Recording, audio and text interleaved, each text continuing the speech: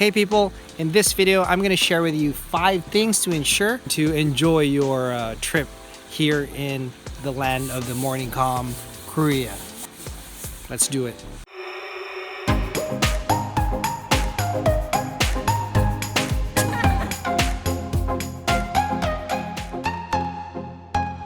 Okay, it's getting cold. Hey, my name's Carlo. This is my wife Kim. Hello. And welcome to the KK Life channel. It's our YouTube channel, which we just started for fun. But we want to share some travel tips with you here in Korea and in Asia. And we just want to travel positively and relax and just have some fun. If you like that, then just subscribe if you haven't yet, or watch more of our videos. You know, I hope you guys like it. We try to make it informative as we can, but if not, we just hope that you just like what you see. Yeah, so today I'm going to share with you tips on like just how to make sure that you enjoy your trip in Korea. Actually, it's not just for Korea travel, it's for like any kind of travel. But I'm just going to insert some stuff that's specific to Korea. Number 1 is don't be in a hurry. Like, especially if you're traveling, you're coming from a place that's super different from this place. Like, you know, you see Korean letters and you don't have like, you know, you only have like the Roman letterings. Like back at home, we only use like Roman English letters. So when we see something like lettering, you know, letters Hangul, like with the circles and stuff like that, or like when you're in Thailand, you like squiggly worm writing, right? You like just being in the destination is very different. You know, you go to a place like Vietnam and there's just a lot of bicycles, so that's, you know, the ambiance is different in a sense, so you don't need to be in a hurry to go to different places. So the next tip for you guys is learn to use the bus and subway system, because it's fairly easy unless you're taking the taxi or using, you know, you're gonna do tours most of the time. If you're not doing DIY, then it's fine. But if you're doing DIY and going to destinations, I would really advise you guys to understand the bus and the subway system, because that's gonna help you to travel better around Korea, especially if you're in the Seoul area, wherein it's just a lot of buses and subways that could help you just to move around.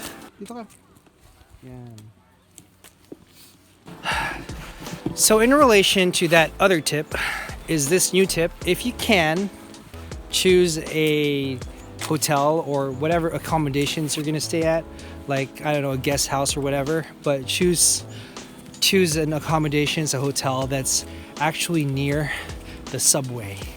It's actually near a subway station, and something that's within like 150 meters or not more than 300 meters actually, so you're not gonna have trouble like going around. Like the hotel that we normally stay at is probably around 200 meters to 300 meters. I think the one right now is like only like a 3-minute walk, and then we're already there. So that's pretty helpful for us. She doesn't get tired and all. So especially my wife is pregnant right now. So it's pretty cool if you can just choose a hotel accommodations that is actually near the subway station. The other option is if you're not in the train station, you're at least in the middle of the place where you frequent. Like, you know, you want to eat or you want to shop all the time, then you want to be in that area most of the time. So pick a hotel like in the middle of that place. That's your other option. The next tip for you, and I think this is super important, don't underestimate the weather, especially if you're not like you live in a tropical country. Here in Korea, the weather is kind of different. Like, you think the summer is the same as your summer, and it's quite different actually. So summer here is really really, what do you call it, wet, you know, lots of rain, and it's hot, like no wind at all. So that's what summers are here. So it's gloomy and all that. If you're here during springtime or like fall, you think, you know, hey, it's cool weather, but at the same time it gets to an extreme, especially if we're going to places like Nami Island or like here at the Garden of the Morning Calm, where you know, this is high altitude in a way, and also it's a bit windy because it's open space. So we get a lot of wind, so that's plus. So if you're not familiar with cold weather, then I suggest you dress up appropriately, like wear your thermal clothes and double up on your jacket and all that. So just extra precaution, not really precaution, but you just don't want to be out here and get too cold. So cold. Especially if you're older and like your knees are like you get in pain if it's too cold. So if you're not used to traveling in cold places, then I suggest that you research on what you wear and all that. Wintertime, we haven't really traveled during wintertime except for last week. It was towards the end of wintertime, but technically it's already springtime in a way. But just don't underestimate it. Sometimes it gets too cold. Merry Christmas. Learn some Korean words. Like if you're not the type of person who try to learn languages when you travel, it's something that you may want to consider, especially like you don't really need to learn everything, like all words, like really be fluent in the language or even being able to speak it like whole sentences, but at least certain words, because number one, the locals appreciate it, and number two, like the language barrier, like people don't speak a lot of English here. The students maybe, but like if you're in a place and you need to ask a question, then it's important that you know the words that are pretty common, right? And there are common words that you could use, like words like toilet, 화장실. They can just say 화장실 어디예요? So that means where is the toilet, or 화장실이 있어요. You have a toilet. So those kind of words are super important. Like toilet is one word that you really need to know. 안녕하세요. 화장실 있어요? 네? 화장실? 화장실? 네. 몰라 나. So some of the words are quite useful, like 이거 하나 주세요. So one of this please, this specific thing. So 콜? 하나? 콜 하나 주세요. 네. 2,500원. It builds rapport, it helps with the language barrier. Plus, like it's fun. It's fun to learn. If you want to avoid the crowds, leave earlier or just find out when the crowds happen. Like for example, you're gonna go to Nami Island, right? Nami Island crowd normally happens by 10 a.m. Be there earlier. If you could leave at 6 a.m. then do so.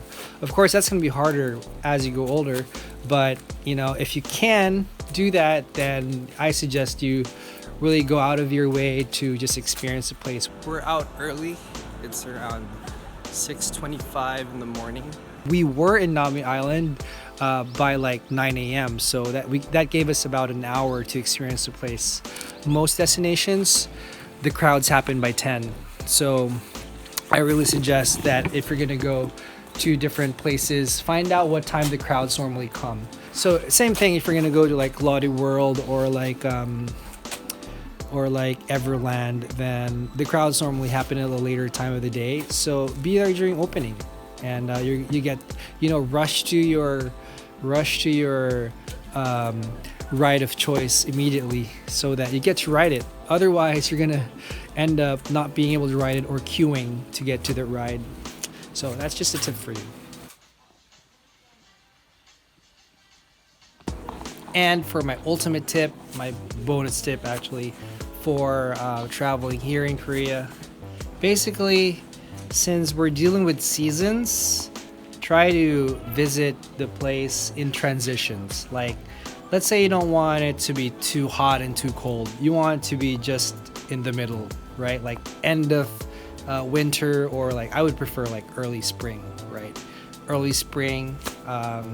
That'll be like end of March, early April. Catch the cherry blossoms. It happens normally first or second week of April, up to the third week, basically. Or like, let's say you don't want it too cold, but you don't want it to be hot summer already. So I suggest come here by like end of May or first week of June. After that, it's gonna be summer already technically. And for fall, like come here September, end of September, something like that, or early October. If you want, you know, like the fall colors, but you don't want too cold yet, then you can do November, right? First week of November, second week at the most. So that's my tip, so that you can get to experience the seasons, but in such a way wherein the weather isn't at extremes yet. So there you have it, guys. Just some tips for you guys to enjoy your trip here in Korea. And I hope you guys enjoy your time here. And I hope you guys get to plan it in such a way wherein you get to enjoy the place. If you haven't subscribed yet, then please do so. And don't forget to press the bell so that you get notified every time we upload something cool.